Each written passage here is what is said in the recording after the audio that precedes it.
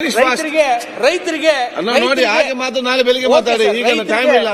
ರೈತರಿಗೆ ಇವಾಗ ಇಷ್ಟೆಲ್ಲ ಕೊಟ್ಟಿದ್ದೀನಿ ಅಂತ ರಾಯರೆಡ್ಡಿ ಸಾಹೇಬ್ರು ತಿಳಿಸಿದ್ರು. ಪಂಪ್ ಸೆಟ್ ಕರೆಂಟ್ ಕೊಡ್ತಾ ಇದೀವಿ, ಪಂಪ್ ಸೆಟ್ ಕರೆಂಟ್ ಕೊಡ್ತಾ ಇದೀವಿ ಅಂತ ಹೇಳಿದ್ರು. ರೈತರಿಗೆ ಏನ್ ಬೇಕು?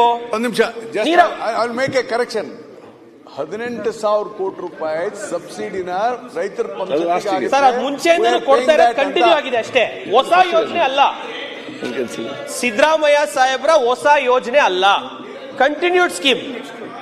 ಹೊಸದು ಹಳೇದು ಮಾತಾಡ್ತಾ ಇಲ್ಲ. ಓಕೆ ಸರ್, ಮಾತಾಡ್ತೀನಿ ಸರ್, ಪ್ಲೀಸ್. ನಾನು ಹೊಸ ಯೋಜನೆಗಳ ಬಗ್ಗೆ ಹೇಳಿದೆ.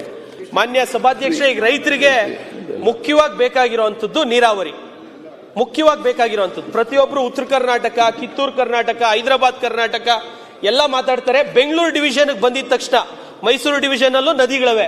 ನಮ್ ಬೆಂಗಳೂರು ಡಿವಿಷನ್ ಬಂದಿದ ತಕ್ಷಣ ನಮ್ಗಿರೋ ನದಿಗಳು ಯಾವುದು? ವೃಷಭಾವತಿ, ಅರ್ಕಾವತಿ, ಏನಾಗಿದೆ ಹೇಮಾವತಿ, ಎಲ್ಲ ಚರಂಡಿಗಳಾಗಿದ್ದಾವೆ, ರಾಜಕಾಲುವೆಗಳಾಗಿದ್ದಾವೆ. ಬಿಟ್ರೆ ಒಂದೇ ಒಂದು ನದಿ, ಅದರಲ್ಲೂ ವಿಶೇಷವಾಗಿ ಬೆಂಗಳೂರು ಗ್ರಾಮಾಂತರ ಜಿಲ್ಲೆ.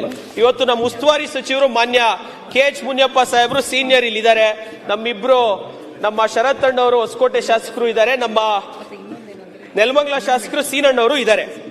ಇವತ್ತು ನೀರಾವರಿ ಯೋಜನೆ ಅಡಿಯಲ್ಲಿ 3 ವರ್ಷದಿಂದ ಏನು ನಮ್ಮ ಸರ್ಕಾರ ಕೊಟ್ಟಿಲ್ಲ. ಕೊಟ್ಟಿರುವಂತದ್ದು ಏನು?